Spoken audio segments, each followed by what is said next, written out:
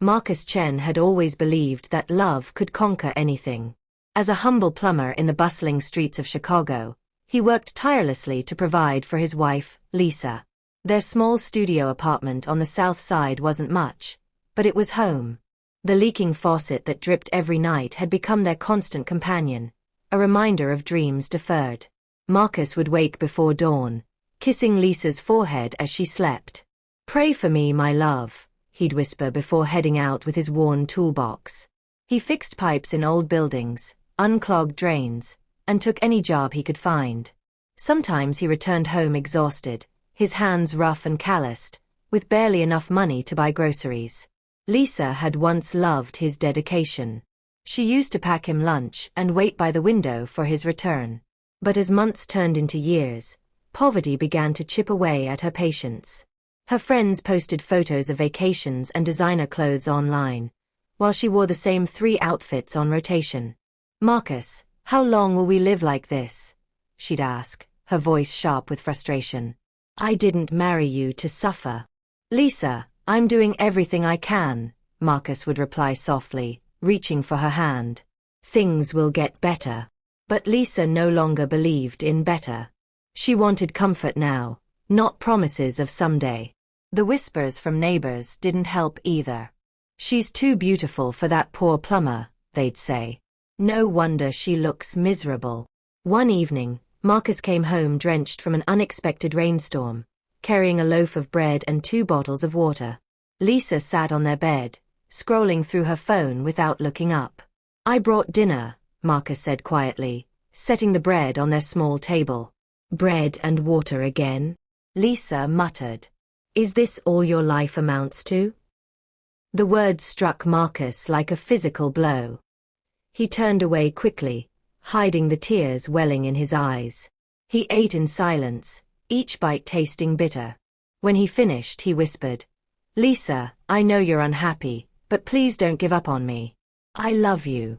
She looked at him briefly, her expression cold. "Love doesn't pay bills." That night, while Marcus pretended to sleep, he heard her phone buzz. Through barely opened eyes, he saw her smile at a message. "Still meeting tomorrow?" Her fingers flew across the screen. "Yes, can't wait." Marcus's heart shattered silently in the darkness. The woman he loved was slipping away, and there was nothing he could do to stop it. If you're enjoying this story, don't forget to like this video and subscribe to our channel. Hit the notification bell so you never miss our emotional storytelling. Comment below. Have you ever loved someone who didn't appreciate your efforts? Share your story with us. The changes in Lisa became impossible to ignore. She started wearing makeup every day, even when staying home. New perfumes appeared on their dresser, bottles Marcus knew he hadn't bought. She'd leave early in the mornings, dressed in clothes he'd never seen, claiming she was visiting friends. Marcus wanted to trust her. He convinced himself that maybe she'd found a part-time job and was too proud to tell him. Maybe she was trying to help with their financial struggles. But deep down, a voice whispered the truth he refused to acknowledge. One Sunday, Lisa announced she had a business meeting. She wore a red dress that hugged her curves perfectly, her hair styled in loose waves. Marcus stood at their apartment door, pretending to organize his tools as he watched her prepare to leave. "You look beautiful," he said softly. She gave him a quick smile, one that didn't reach her eyes. "Thanks. Can you give me a ride?"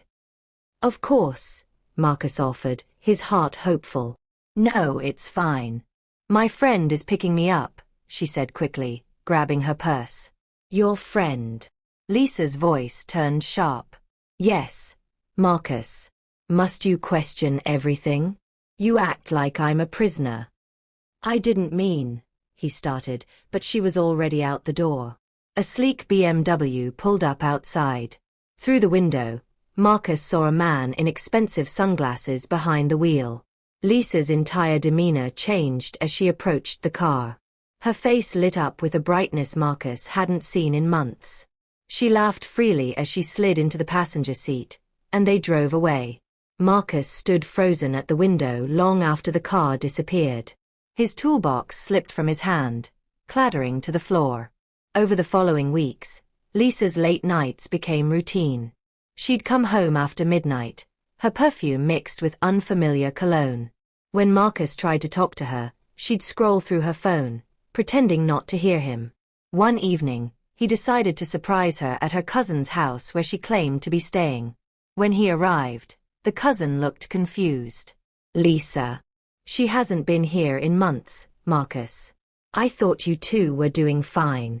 Marcus walked home slowly that night, each step heavier than the last. The truth was undeniable now, yet he couldn't bring himself to confront it. Then came the night that destroyed everything. Marcus had finished a long day fixing burst pipes at a construction site. Rain poured from the dark sky as he walked home, thinking only of seeing Lisa. As he turned onto their street, he noticed a car parked under a streetlight. Through the rain-streaked windows, he saw two silhouettes. His breath caught. It was Lisa's red dress. He watched, frozen, as the man leaned in and kissed her. She responded, her hand caressing his face tenderly. The umbrella slipped from Marcus's grip, splashing into a puddle. Time seemed to stop. All the memories of their love, their wedding day, the promises they'd made, flashed before his eyes like a cruel joke. His chest constricted, and he couldn't breathe. Lisa pulled back from the kiss, smiling at the man in a way she used to smile at Marcus. His knees weakened. He wanted to scream, to demand answers, to shake her and ask why. But his voice died in his throat. Instead, he turned slowly and walked away. When he reached their apartment, he stood in the doorway, looking at everything that represented their life together. The faded wedding photo on the wall. Their shared blanket. Her slippers by the door. Marcus walked to the table, removed his wedding ring, and placed it beside her comb. His hands trembled as he stared at the simple gold band. "I gave you everything I had," he whispered to the empty room. "Maybe I wasn't enough." He packed a small bag with a few clothes and his essential tools. As he walked out into the pouring rain, each step away from their home felt like leaving a piece of himself behind. The night swallowed him whole, and one chapter of his life ended forever. Lisa returned home around midnight, humming softly to herself. She pushed open the apartment door, expecting to find Marcus asleep as usual. Instead, she found silence. An eerie, empty silence. His toolbox was gone. His work clothes, missing. The small corner where he kept his Bible, empty. Her eyes scanned the room frantically until they landed on the table. There, glinting under the dim overhead light, sat his wedding ring. Lisa's breath caught in her throat. She rushed to the table, her hands trembling as she picked up the ring. It was still warm. "Marcus," she called out, her voice shaking. "Marcus." No response. Only the echo of her own voice against the walls. Reality crashed over her like a tidal wave. Her knees buckled, and she collapsed to the floor, clutching the ring to her chest. For the first time in months, the walls she'd built around her heart crumbled.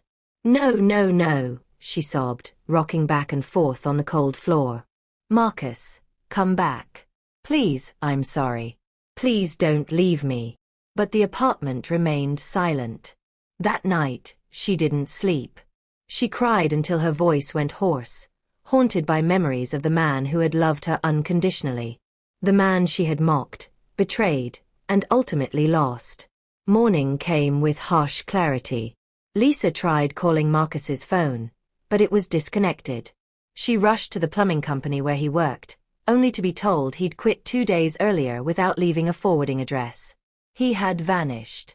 Days blurred into weeks. The apartment that once echoed with Marcus's quiet humming now felt like a tomb. Every object reminded her of him. The kettle he'd planned to fix. His worn shoes in the corner. The light bulb he'd promised to replace. The men she'd been seeing, those who'd showered her with gifts and attention, disappeared when they realized Marcus was gone.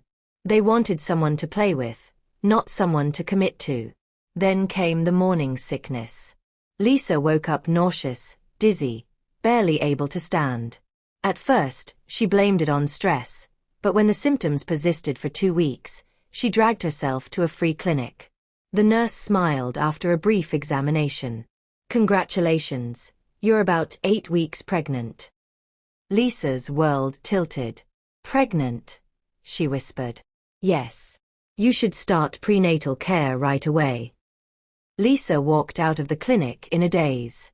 The Chicago sun beat down on her, but she felt cold inside. Pregnant with Marcus's child, and he was gone. No one to share the news with. No one to hold her hand and tell her everything would be okay. That evening, she sat on their bed, one hand on her stomach, tears streaming down her face. "Marcus," she whispered into the empty room, "I'm carrying your baby. Please, if you can hear me somehow, come back." But Marcus didn't come. As her pregnancy progressed, Lisa's world continued to crumble. The landlord issued an eviction notice. Her savings ran dry. The friends who'd encouraged her to seek a better life than Marcus could provide were nowhere to be found. By her 5th month, she'd sold almost everything. The necklace Marcus had saved 3 months to buy her. Her phone. Even her wedding dress, though selling that felt like ripping out her own heart. She took whatever work she could find, cleaning houses, washing dishes at a diner, but heavily pregnant and alone, opportunities were scarce. Some nights she went to bed hungry, talking to her unborn child. "I'm sorry," she'd whisper, hand on her belly. "I failed your father, but I won't fail you. I promise." But keeping that promise proved harder than she imagined. Labor came on a stormy November night. Lightning split the sky as Lisa felt the first contraction rip through her body. She was alone in the tiny room she'd been renting week by week, barely able to afford it. "Help," she called out weakly, but the thunder swallowed her voice. She dragged herself down 3 flights of stairs, each step agony, rain soaking through her thin clothes. A kind stranger finally stopped and drove her to the nearest public hospital. Hours later, exhausted and terrified, Lisa heard 2 distinct cries pierce the air. "Congratulations," the midwife said with a tired smile. "You have twin girls." Lisa stared at the 2 tiny babies placed on her chest, tears streaming down her face. "Twins," she breathed. "Marcus, you're a father." But instead of joy, overwhelming fear gripped her. 1 baby was hard enough, but 2? How would she feed them? Clothe them? Keep them safe? The hospital discharged her after 2 days. She had nowhere to go, no money for formula, no baby supplies. A social worker gave her a bag of donated clothes and some sample formula, but Lisa knew it wouldn't last long. She found herself back on the streets, her babies wrapped in thin blankets, crying from hunger and cold. She knocked on doors, begging for work, but no one wanted to hire a woman with newborn twins. "I'm sorry," they'd say, closing their doors on her tear-stained face.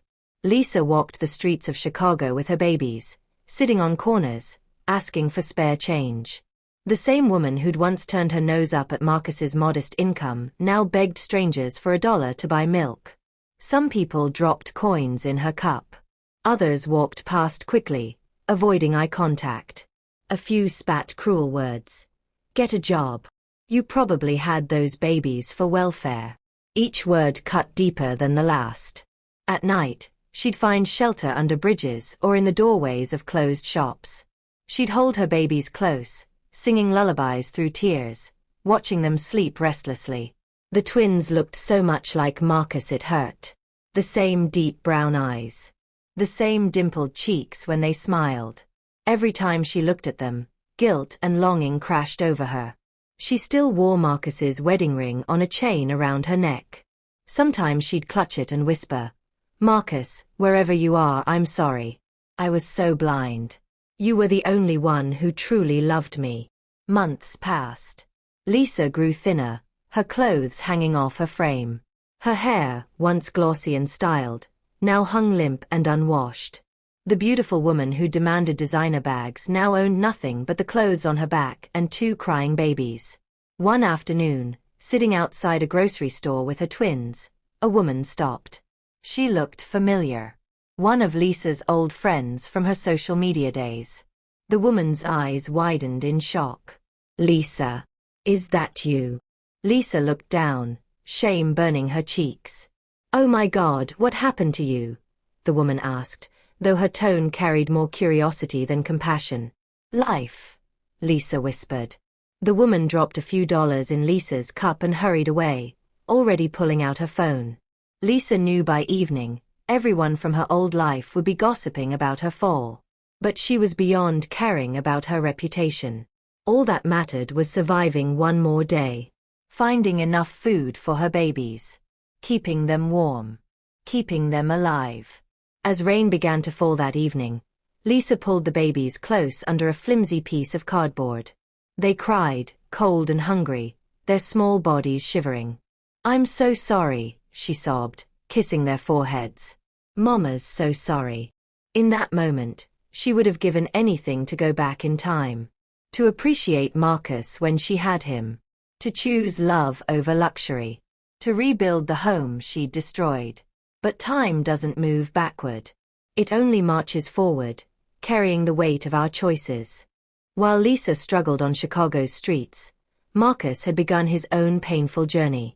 The night he left, he boarded a bus to San Francisco with nothing but heartbreak and a desperate hope for change. San Francisco was unforgiving to the broken and poor. Marcus slept in homeless shelters, sometimes under freeway overpasses, using his jacket as a pillow. He'd wake before dawn, his body stiff from sleeping on concrete, and wander the streets looking for any plumbing work. Days without food became routine. He survived on water from public fountains and occasional meals from soup kitchens.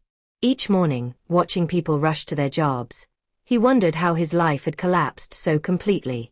The pain of Lisa's betrayal haunted him constantly. In quiet moments, he'd see her face, hear her laugh, and feel the sharp sting of finding her with another man. Some nights he'd wake up reaching for her, only to remember he was alone. But beneath the pain, something else began to grow. Determination. I will rise, he whispered one night, staring at the San Francisco skyline. Even if it kills me, I'll become someone. One morning, as Marcus sat outside a coffee shop in the Mission District, exhausted and hungry, he heard a familiar voice. Marcus. Marcus Chen. He turned slowly, squinting against the sunlight. A woman stood there, well-dressed and shocked. It was Sarah Lee, his old classmate from community college. She'd been brilliant back then, always talking about technology and innovation. Sarah, he managed to say, his voice hoarse. Her hand flew to her mouth. What happened to you? Marcus smiled weakly. Life happened. Sarah didn't hesitate. She bought him a meal, listening as he told her everything. About Lisa, the betrayal, losing everything. When he finished, tears streamed down Sarah's face. Marcus, you don't belong here, she said firmly. You're too smart, too hard-working to give up. I have nothing left, he replied. Then we'll build something new. Come stay with me. Let's start over.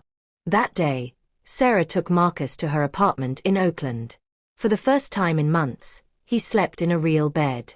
Over the next several weeks, Sarah introduced Marcus to her world of software development and technology. She worked remotely for a tech company, and she believed Marcus's practical problem-solving skills from plumbing could translate to programming. At first, the computer screens and code overwhelmed him. Sarah, I can't do this, he'd say, frustrated. You can, she'd insist. One line of code at a time. Just like fixing one pipe at a time. Her faith rekindled something in Marcus that had died. Hope. He threw himself into learning. 16-hour days became normal. He studied programming languages, watched tutorials until his eyes burned, and practiced constantly. His hands that once fixed pipes now typed code. His mind that understood water flow now understood data flow. Within a year, Marcus landed his first freelance project building a website for a local restaurant. They paid him $2,000. When he saw the money in his account, he cried. This is just the beginning, Sarah said, celebrating with him. She was right. Marcus's breakthrough came when he combined his plumbing knowledge with his new tech skills. He developed an app that used AI to help homeowners diagnose plumbing problems and connect with local plumbers efficiently. The app, called Flowtech, exploded in popularity. Within 6 months, it had 500,000 downloads. Venture capitalists in Silicon Valley noticed. Meetings followed. Investments poured in. By age 34, Marcus had expanded Flowtech into a comprehensive home services platform connecting customers with verified electricians, plumbers, carpenters, and handymen across North America. The company went public, and Marcus's net worth soared into the billions. He bought a mansion in Pacific Heights overlooking the Golden Gate Bridge. Luxury cars filled his garage. Forbes featured him as the plumber who disrupted Silicon Valley. Tech conferences invited him as a keynote speaker. But through all the success, Sarah remained his constant. She'd been there when he had nothing. She'd believed in him when he'd stopped believing in himself. Their friendship had naturally evolved into something deeper. Trust, respect, and genuine affection. One evening, Marcus took her to Ocean Beach at sunset.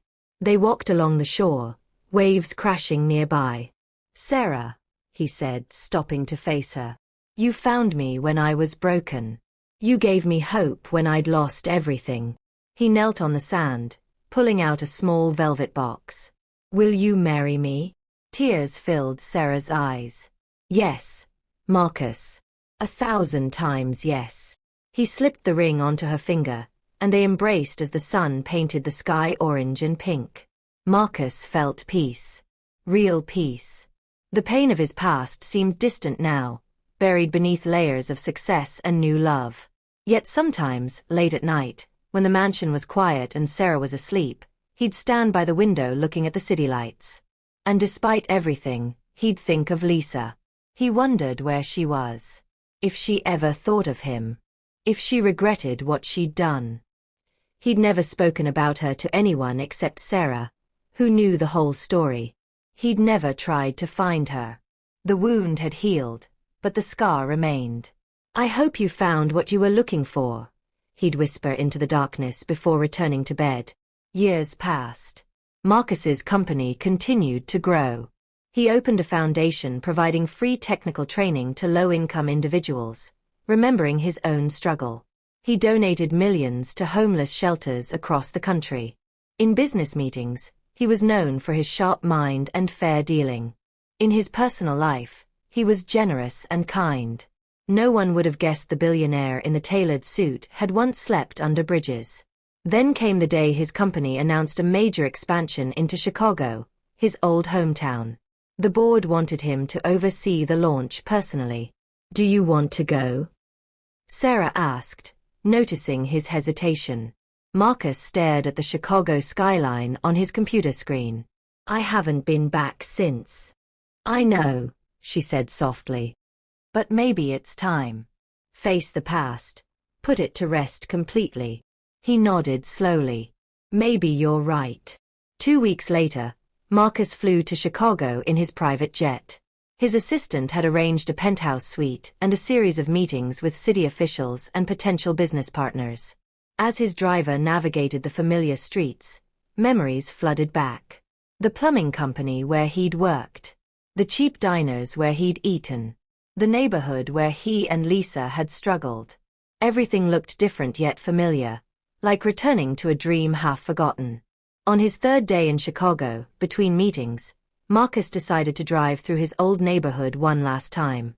The rain had started, a cold November drizzle that made everything gray. "Just drive slowly," he told his driver. "I want to see how much has changed." As they approached a traffic light near the south side, something caught Marcus's eye. A woman sat on the curb in the pouring rain, holding 2 small children. She was thin, soaked through, her clothes tattered. The children were crying, their small voices piercing even through the car's windows. Something about the woman's posture struck Marcus. A familiar curve of her shoulders. The way she held the children. "Stop the car," he said suddenly. Marcus stepped out of his Mercedes into the pouring rain, his expensive suit immediately soaking through. He didn't care.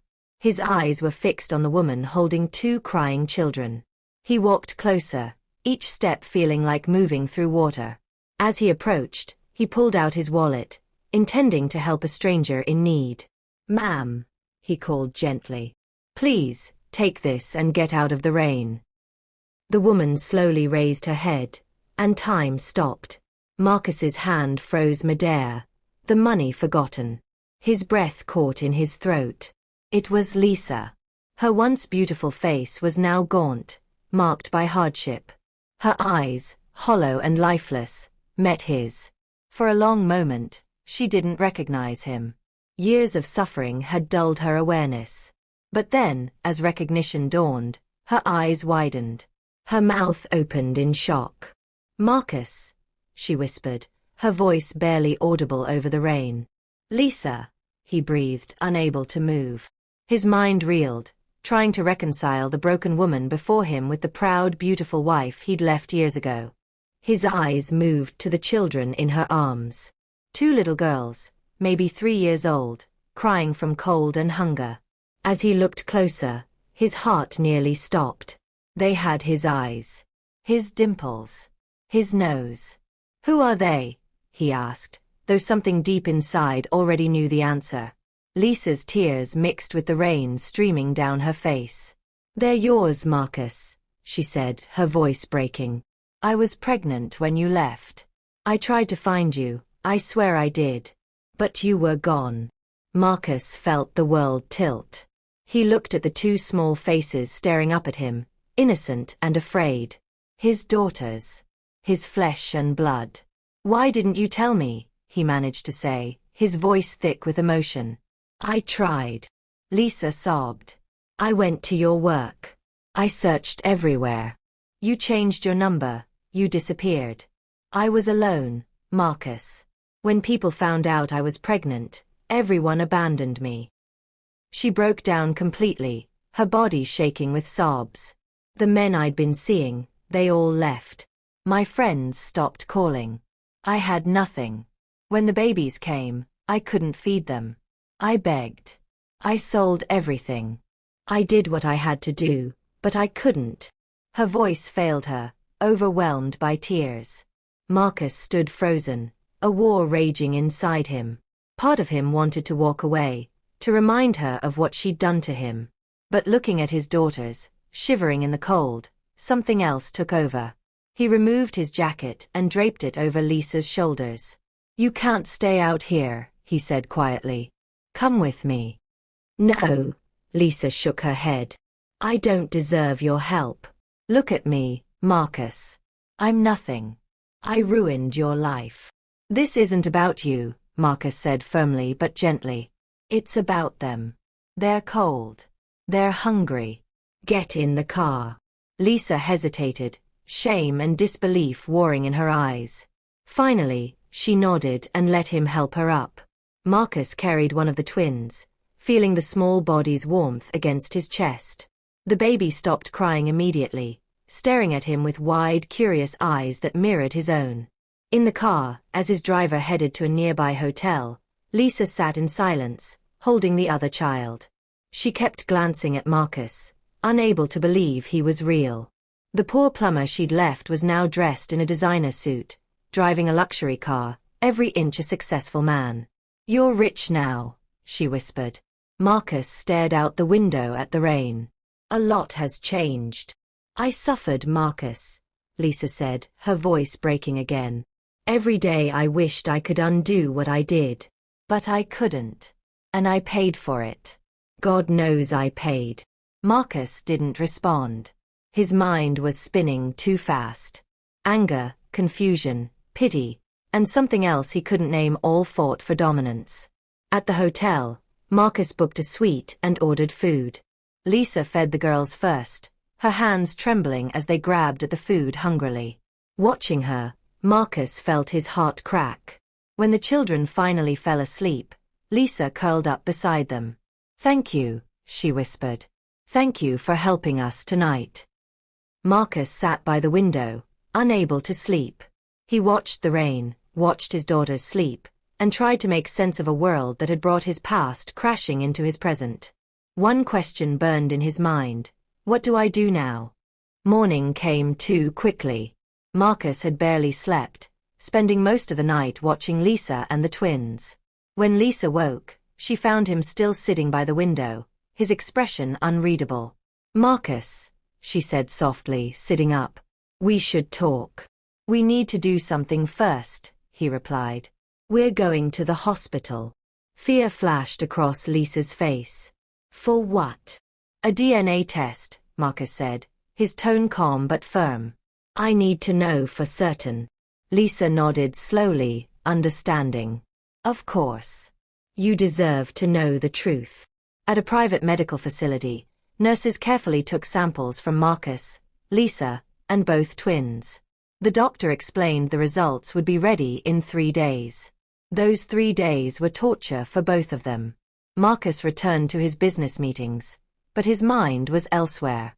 During a presentation to city officials about his company's expansion, he found himself staring out the window, thinking about the 2 little girls who might be his daughters.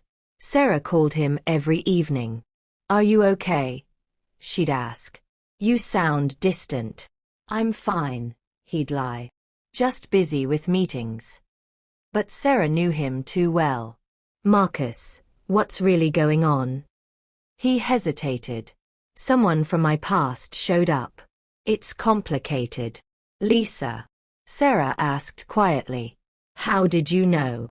Because you haven't mentioned her in years, which means you were trying to forget. What happened? Marcus told her everything. About finding Lisa on the street, the twins, the DNA test pending. When he finished, Sarah was silent for a long moment. What are you going to do? She finally asked. I don't know, Marcus admitted. I don't know what to feel. Part of me is angry. Part of me feels responsible. Part of me just wants to run away again. Marcus, Sarah said gently, whatever happens, I'm here. But those children, if they're yours, they're innocent. They didn't choose any of this. I know, he whispered.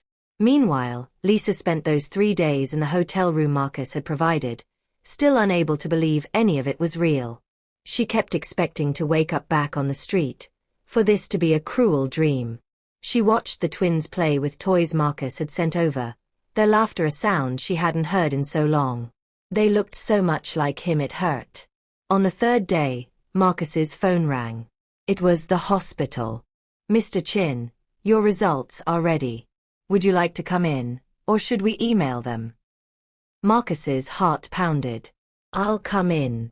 30 minutes later, he sat in the doctor's office, hands shaking as he opened the envelope. His eyes scanned the document, landing on the final line. Result: 99.9% paternity match. The paper slipped from his hands. For a moment, he couldn't breathe. Then tears began to fall. They were his daughters, his blood. He'd missed 3 years of their lives. Their first words, their first steps. All because of choices made in pain and anger. He sat in his car for an hour, crying for the lost time, for the innocence of his children who'd known only suffering, for the complexity of a situation that defied easy answers. Finally, he drove to the hotel. When Lisa opened the door, she took one look at his face and knew. They're yours, she said, not a question but a statement. Marcus nodded, unable to speak. Lisa sank to her knees. Marcus, I'm so sorry. For everything. I destroyed us. I destroyed you. I don't deserve your forgiveness. Marcus looked at his daughters playing on the hotel floor, unaware of the adult drama surrounding them. One of them looked up and smiled at him, a pure, trusting smile. What are their names? He asked quietly. Emma and Grace, Lisa whispered. I named them hoping for grace I didn't deserve. Marcus knelt down, and the girls crawled over to him curiously. Emma touched his face with her tiny hand, and Grace grabbed his finger. In that moment, looking at his daughters, Marcus felt something shift inside him. The anger that had sustained him through his hardest days began to dissolve, replaced by something more complicated. Love. Fierce, protective, Immediate love for these two innocent lives. But what about Lisa? What about Sarah? What about the life he'd built? He didn't know. God help him, he didn't know. Over the next week, Marcus visited Emma and Grace every day. He brought them clothes, toys, books. He played with them, fed them, and watched in amazement as they called him Dada for the first time. Each moment with his daughters pulled at his heart. They were innocent, beautiful, and deserved everything he'd never had growing up. He was determined to give them the world. But the situation with Lisa remained unresolved. She stayed in the hotel, not daring to ask for more than Marcus offered. She watched quietly as he bonded with their daughters, guilt and gratitude mixing in her eyes. "Marcus," she said one evening after the girls fell asleep, "I don't expect anything from you. I know I don't deserve forgiveness. But please don't abandon them. I'll go away if you want. Just be in their lives." Marcus looked at her tired face, marked by years of suffering. The proud, beautiful woman who'd once mocked his poverty was gone, replaced by someone humbled by life's harshest lessons. "Where would you go?" he asked. "I don't know," she admitted. "Maybe back to my hometown. Try to start over somehow. And take my daughters away from me?" Lisa's eyes filled with tears. "I don't know what else to do, Marcus. I can't keep accepting your charity. You have your own life now. I saw the ring on your finger. You're engaged. You've moved on as you should have." It was true. Marcus was engaged to Sarah, the woman who'd saved his life, who'd believed in him, who'd helped him become the man he was today. The next day, he flew back to San Francisco to talk to her in person. Sarah met him at their favorite coffee shop overlooking the bay. She could see the turmoil in his eyes before he even sat down. "Tell me everything," she said gently. Marcus explained the DNA results, his daughters, the impossible situation he found himself in. When he finished, Sarah was quiet for a long time, staring at her coffee cup. "Do you still love her?" she finally asked. "I don't know," Marcus admitted. "I loved who she was. I hate what she did. But when I look at her now, all I see is someone who's been broken by life, just like I was. And I see the mother of my children." Sarah nodded slowly, tears gathering in her eyes. "And us? What about us?" "Sarah, you saved my life," Marcus said, reaching for her hand. "I love you. You've been my partner, my friend, my everything. But I have two daughters who need their father. And their mother, despite everything, has tried to keep them alive when the world turned against her." "So you're choosing them," Sarah said quietly. "I'm choosing my daughters," Marcus clarified. "But that means I can't ask you to take on this complicated situation. It wouldn't be fair to you." Sarah pulled her hand away gently, wiping tears from her cheeks. "Marcus, I've always known a part of your heart was still back in Chicago. I hope time would heal it, but some wounds run too deep." "I'm so sorry," Marcus whispered, his own tears falling. "Don't be," Sarah said, forcing a smile. "You gave me beautiful years. You showed me what it means to overcome. But those little girls need you more than I do." She removed her engagement ring and placed it on the table between them. "Go be their father. They deserve that." Marcus's heart shattered as he watched the woman who'd saved him walk away. But he knew she was right. His daughters needed him, and they came first. He returned to Chicago the next day with a heavy heart but a clear purpose. Marcus sat in his Chicago penthouse, staring at the city lights. He'd made his choice, but the path forward remained unclear. That's when his phone rang. It was his lawyer. "Marcus, I've drawn up the papers you requested. Are you sure about this?" "Yes," Marcus said firmly. "I'm sure." The next morning, he picked up Lisa and the twins from the hotel. "We need to talk," he said. "Really talk." They went to a quiet park where Emma and Grace could play on the swings while they sat on a nearby bench. "Lisa," Marcus began, "I've spent the last week trying to figure out what's right. Not what I want, but what's right for everyone involved." Lisa nodded, bracing herself for whatever came next. Those girls are my daughters, and I will be in their lives every single day. I've already set up trust funds for them. They'll never want for anything. Thank you, Lisa whispered. But there's more, Marcus continued. I've purchased a house for you and the girls. Nothing extravagant, but comfortable, safe, in a good neighborhood with good schools. You'll have a car, and I've arranged for monthly support so you can focus on being their mother. Lisa's hand flew to her mouth. Marcus sighed.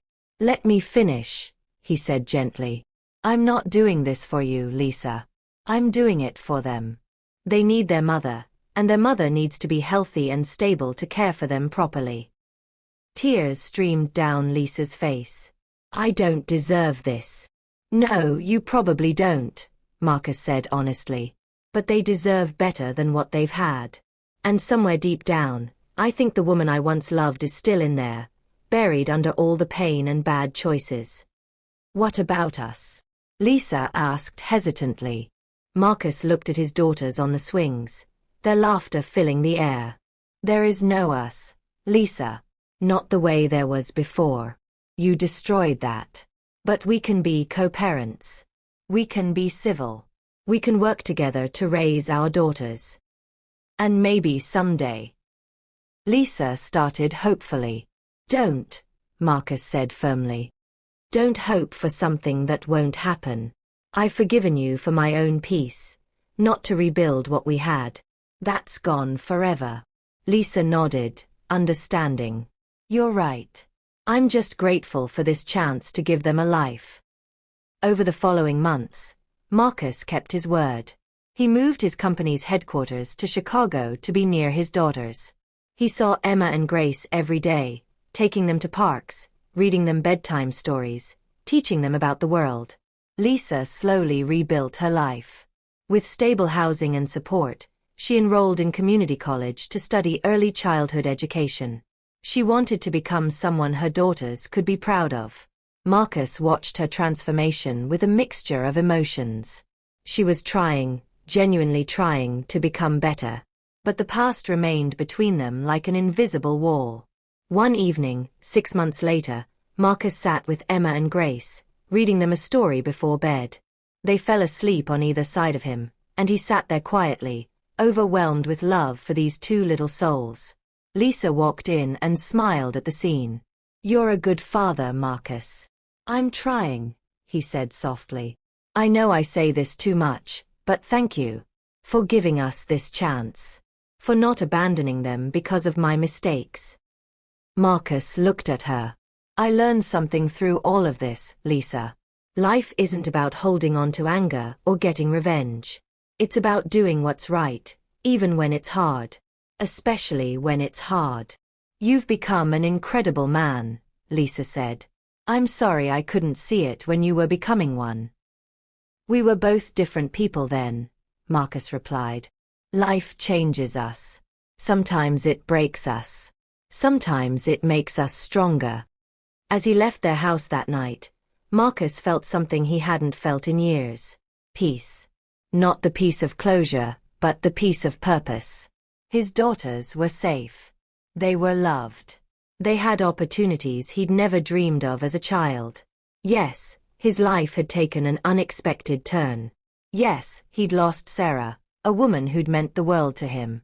Yes, his relationship with Lisa would forever be complicated. But looking at his daughters' faces, their innocent smiles, their trust in him, Marcus knew he'd made the right choice. Love wasn't always romantic. Sometimes love was sacrifice. Sometimes it was doing the hard thing because it was the right thing. As he drove home through the Chicago streets, past the old neighborhood where he'd once struggled, Marcus whispered a prayer of gratitude. Thank you for breaking me, he said to the universe. Because in my brokenness, I learned what really matters. And somewhere in the night sky, among the stars, he felt like someone was listening. The end. What an incredible journey. From poverty to billions, from heartbreak to forgiveness, Marcus's story shows us that life can break us, but it can also remake us into something stronger. Did this story touch your heart? We want to hear from you. Thumbs up, smash that like button if this story moved you. Bell, subscribe to our channel for more powerful, emotional stories that will change how you see life. Speech balloon, comment below and tell us. Would you have made the same choice as Marcus? Do you think Lisa deserved a second chance? What did this story teach you about love, forgiveness, and responsibility? Mobile phones, share this story with your friends and family. Someone needs to hear this message today. Turn on the notification bell so you never miss our next powerful story. Remember, life may test you, break you, and humble you, but it's how you rise that defines who you become. Thank you for joining us on this emotional journey. See you in the next story.